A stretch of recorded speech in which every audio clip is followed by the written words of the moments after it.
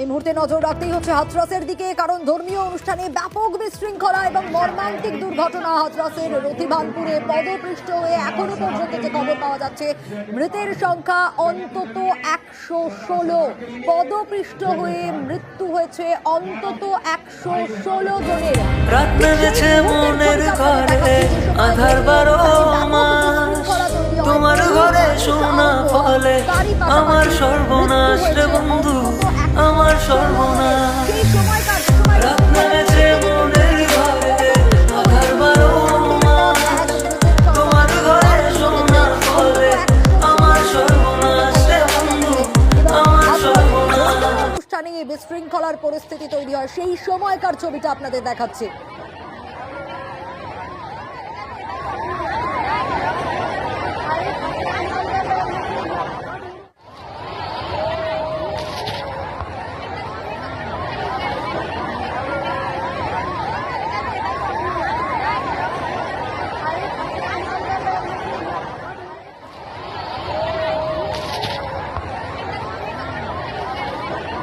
হাথরসের রথিভানপুরের সেই সময়কার ছবিটা আপনারা দেখছেন এই মুহূর্তে। পদপিষ্ট ওই মৃতের সংখ্যা কিন্তু বাড়তেই থাকছে, এখনো পর্যন্ত অন্তত 116 জনের মৃত্যু। আরো বিস্তারিত মৈত্রের কাছ থেকেই জানবো। মৈত্রেই, মর্মান্তিক দুর্ঘটনা, কিভাবে এই দুর্ঘটনা ঘটলো সেই সময়কার ছবিটা আমরা দেখাচ্ছিলাম। একেবারে বিশৃঙ্খলার পরিস্থিতি এবং বাড়ছে মৃতের সংখ্যা, এখনো পর্যন্ত অন্তত 116।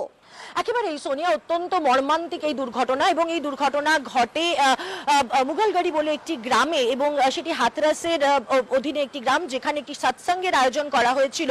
বেলা 10টা থেকে বিকেল 4টে পর্যন্ত চলার কথা ছিল এই সৎসঙ্গের বা এই ধর্মীয় অনুষ্ঠানের। এই ধর্মীয় অনুষ্ঠানে যোগ দেওয়ার কথা ছিল যত মানুষের, তার থেকে অনেক বেশি, 80,000-এরও বেশি মানুষ এই ধর্মীয় অনুষ্ঠানে যোগ দিয়ে দেন। এবং সেখানে প্রবল গরমে তারা একটি তাঁবুর ভেতরে, যেখানে ধর্মীয় অনুষ্ঠান চলছিল, তারা সেখানেই উপস্থিত ছিলেন। তারপরে যেটা হয় যে যখন অনুষ্ঠান শেষ হয়, এই ধর্মীয় অনুষ্ঠান যখন মানুষ বেরোতে যাচ্ছেন, তখন অভিযোগ যে তাদেরকে আটকানো হয়, এবং যে ধর্মগুরু তার ডাকে বা তার সহযোগীদের ডাকে এই ধর্মীয় অনুষ্ঠানের আয়োজন করা হয়েছিল, সেখানকার ধর্মগুরুদেরকে আগে বের করে দেওয়ার ব্যবস্থা করা হয়, এবং তারপর যখনই সাধারণ মানুষকে বেরোনোর সুযোগ করে দেওয়া হয়, তখনই অত্যন্ত ন্যারো যে রাস্তা ছিল, সেই ন্যারো জায়গা দিয়ে তারা বেরোতে যান, এবং সেই সময় ধাক্কাধাক্কি হুড়োহুড়ি বেঁধে যায়, এবং তার ফলেই পদপিষ্ট হতে থাকেন একের পর এক মানুষ। আহতদের তৎক্ষণাৎ উদ্ধার কার্য শুরু করা হয়, এবং উদ্ধার করে তাদেরকে স্থানীয় হাসপাতালে নিয়ে যাওয়া হলে মৃত্যুর খবর আসতে থাকে। একের পর এক মানুষকে মৃত বলে ঘোষণা করেন চিকিৎসকেরা। এখনো পর্যন্ত প্রশাসনের তরফ থেকে তারা যেটা সুনিশ্চিত করেছেন, কিছুক্ষণ আগেই মুখ্য সচিব, উত্তরপ্রদেশের মুখ্য সচিব, তিনি হাসপাতালে গিয়েছিলেন, এবং তিনি যেটা জানিয়েছেন যে এখনো একেবারে মৈত্রী, একটু সঙ্গে থাকো। তুমি যে ঘটনাটার কথা বলছিলে, সেই সময় প্রত্যক্ষদর্শী যারা, তারা কি বলছেন একটু শুনি। यहाँ तो अच्छा प्रोग्राम हो रहा था, लेकिन जब बाबा यहाँ से चले हैं, जब सत्संग खत्म हुआ है, उसके बाद जब बाबा चले हैं यहाँ निकल के गाड़ी लेके अपनी, उनकी चरणों की धूल के चक्कर में पब्लिक को एक के ऊपर गिरते चले गए।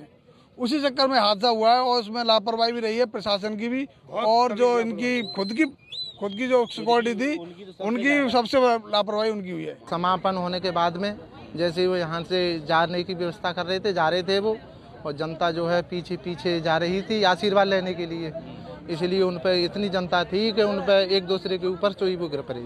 जिन लोगों को देखने नहीं मिल पाए बाबा को, तो उन्होंने वहाँ पर मुकाबला किया, तो एक दूसरे पर लोग चढ़ गए। ये नहीं मालूम कौन कितने बार दबा, मैं खुद दबा था उसमें। लेकिन यहाँ जो है प्रशासन नहीं था, और उन्हें कोई फोर्स हो बाबा को, अगर यदि प्रशासन होता तो शायद ये हादसा नहीं होता। आप क्या कर रहे थे? आप थे उस वक्त? मैं देख रहा था, बिल्कुल मंच के पीछे था। बाबा उस रास्ते से आए, जो गाड़ियों की धूल थी, टायरों की, उसे लेने लोग भागे, तो उसमें ही दब गए।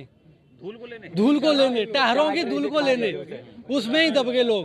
बहुत गड़बड़ी हुई है, लापरवाही हुई है, सत्संग में कोई व्यवस्था नहीं थी। एकदम सत्संग हुआ था जी, भोले बाबा का। हाँ, भोले बाबा का। कहाँ पर? सिकंदरा राव जी।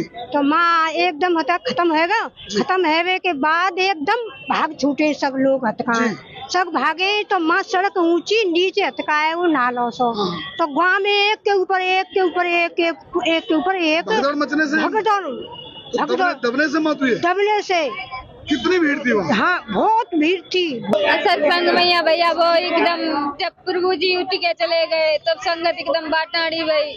हाँ और वहाँ कीच भी थी थोड़ी बहुत। हाँ। तो दलदल में फंस गए सब लोग, एक दूसरे के ऊपर गिर के करते चले भगदड़ की गए। वजह से हाँ मेरे 2 बच्चे हैं। खत्म हो गए? हाँ, कितने कितने बड़े बच्चे थे? एक 3 साल की मेरी बिट्टू हुई काव्या, हाँ और एक 9 साल को चोरा मेरो। इसकी परमिशन एसडीएम साहब द्वारा दी गई थी और इसमें एक प्राइवेट आयोजन था जिसमें कि पूरी ड्यूटी कानून व्यवस्था और सुरक्षा के लिए लगाई गई थी और इसमें बाकी व्यवस्था जो अंदर की जानी थी वो स्वयं उनके द्वारा की जानी थी और इस संबंध में उच्च अधिकारी द्वारा एक उच्च स्तर पर एक जांच कमेटी जांच भी गठित की गई है। आज हाथरस डिस्ट्रिक्ट में एक प्रवचन के दौरान ये बड़ा दुखद हादसा हुआ है। माननीय मुख्यमंत्री जी ने निर्देश दिया है कि मैं तत्काल मौके पे पहुंचूं। वहाँ मुख्य सचिव और डीजीपी और अन्य अधिकारी भी पहुंच रहे हैं। जो भी वहाँ संभव होगा सभी घायलों का तत्काल इलाज के लिए व्यवस्था की जा रही है और मृतकों के परिजनों को उनके